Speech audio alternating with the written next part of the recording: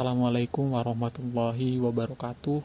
Perkenalkan, nama saya Muhammad Bayu Arisandi dari Prodi Ilmu Komunikasi kelas A. Jadi pada kesempatan kali ini saya akan menjelaskan materi tentang cyber media. Oke, dalam materi kali ini ada beberapa sub pokok pembahasan. Yang pertama itu definisi cyber media. Yang kedua, ruang lingkup dan sejarah cyber media. Dan yang ketiga, jenis-jenis cyber media. Yang keempat dan juga yang terakhir, pesan terkait etika penggunaan cyber media. Oke, kita langsung saja bahas materi yang pertama tentang definisi cyber media. Yang pertama tentang definisi cyber media. Cyber media adalah media berbasis teknologi digital atau alat komunikasi yang memanfaatkan jaringan internet untuk digunakan menyampaikan informasi, hiburan, atau berkomunikasi melalui platform online. Entah itu berbentuk teks, gambar, video, ataupun audio.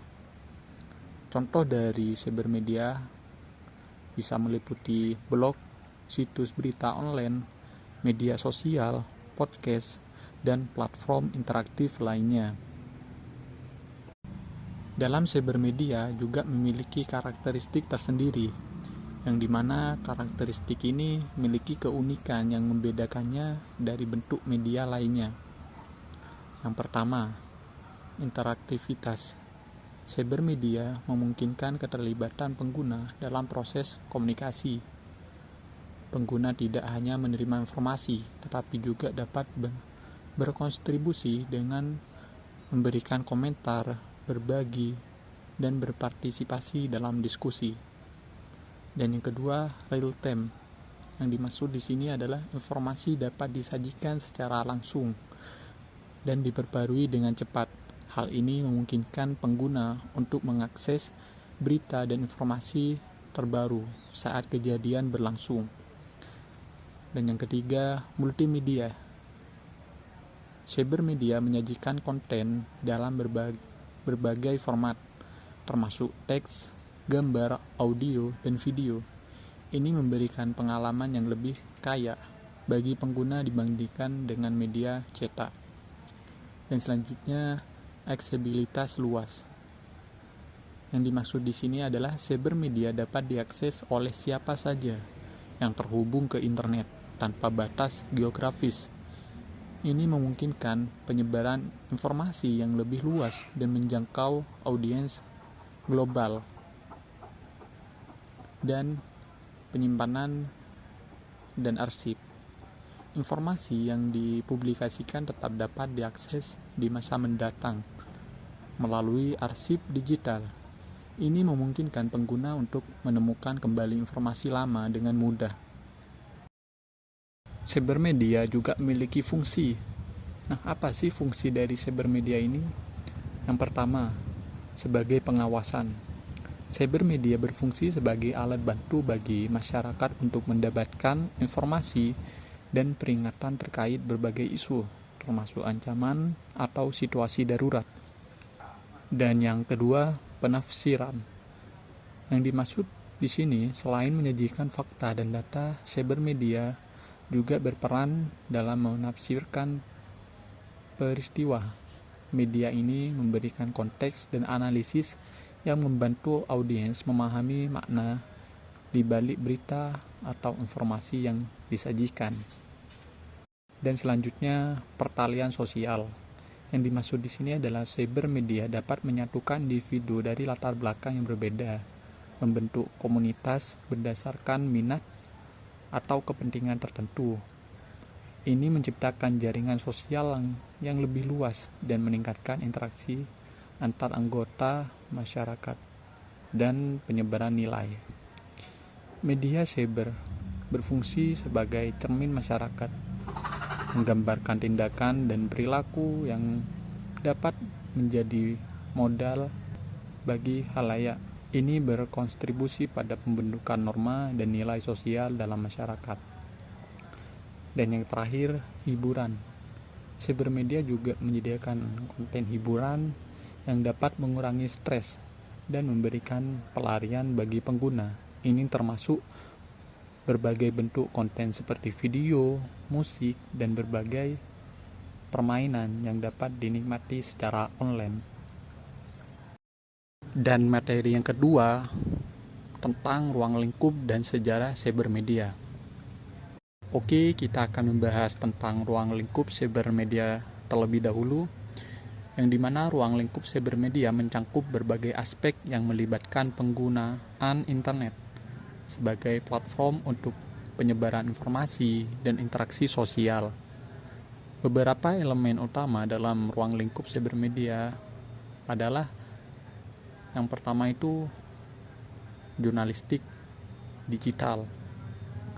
Cybermedia berfungsi sebagai platform untuk kegiatan jurnalistik, di mana berita dan informasi disebarkan melalui situs web, blog, dan aplikasi berita. Ini termasuk pemenuhan standar yang ditetapkan oleh Undang-Undang Pers dan Kode Etik Jurnalistik. Dan yang kedua, konten pembuatan pengguna. Cybermedia memungkinkan pengguna untuk membuat dan membagikan konten mereka sendiri, seperti artikel, gambar, video, dan komentar. Dan selanjutnya, interaksi sosial. Cybermedia berfungsi sebagai ruang bagi masyarakat untuk berinteraksi, berdiskusi, berbagi pandangan. Platform media sosial adalah contoh untuk di mana pengguna dapat terlibat dalam percakapan publik. Dan selanjutnya, e-commerce dan pemasaran digital. Cybermedia juga mencangkup aspek bisnis, di mana perusahaan menggunakan platform digital untuk memasarkan produk dan layanan mereka kepada konsumen secara langsung. Dan yang terakhir, pendidikan dan e-learning. Dengan adanya cybermedia, proses pembelajaran juga telah beralih kepada platform online, memungkinkan akses pendidikan yang lebih luas melalui kursus dan materi pembelajaran digital. Dan materi selanjutnya tentang sejarah cybermedia. Nah, jadi sejarah cybermedia ini berkaitan erat dengan perkembangan internet dan teknologi komunikasi, yaitu pada awal mula internet. Pada tahun 1969, internet dimulai dengan proyek ARPANET atau Advanced Research Projects Agency Network yang dikembangkan oleh Departemen Pertahanan Amerika Serikat. Proyek ini bertujuan untuk menghubungkan sejumlah komputer di universitas untuk berbagi informasi dan data.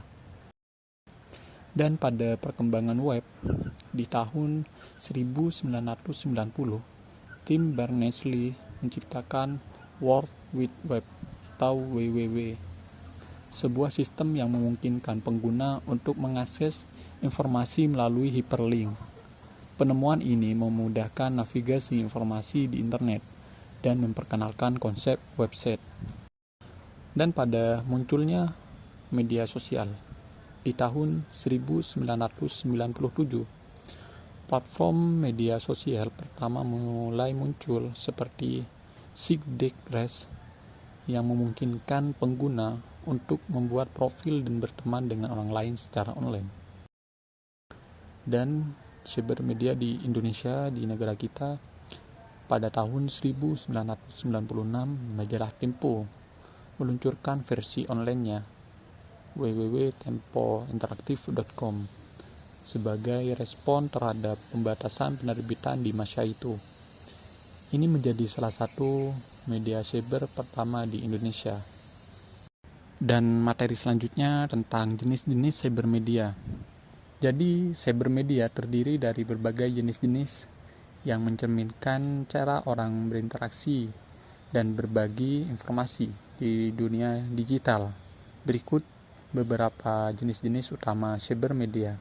Yang pertama, situs web atau website. Email, surat elektronik yang memungkinkan komunikasi antar pengguna secara langsung. Dan selanjutnya yaitu blog, sebuah platform yang memungkinkan individu atau kelompok untuk menulis dan membagikan konten secara teratur. Dan yang selanjutnya, komunitas konten, platform di mana pengguna dapat berbagi konten multimedia seperti video ataupun gambar. Dan yang terakhir, proyek kolaboratif, media yang memungkinkan pengguna untuk bekerja sama dalam pembuatan konten. Contoh, platform pengembangan perangkat lunak, open source. Oke, kita sudah memasuki materi yang keempat dan juga materi yang terakhir tentang pesan terkait etika penggunaan cybermedia. Yang pertama, pengguna harus jujur tentang tujuan penggunaan data dan informasi. Yang kedua, hormati privasi orang lain dengan tidak menyebarkan informasi pribadi tanpa izin. Dan yang ketiga, hindari penyebaran hoaks atau konten negatif yang merugikan pihak lain. Dan yang terakhir, gunakan cybermedia secara bijak untuk menghindari kecanduan dan dampak negatif lainnya.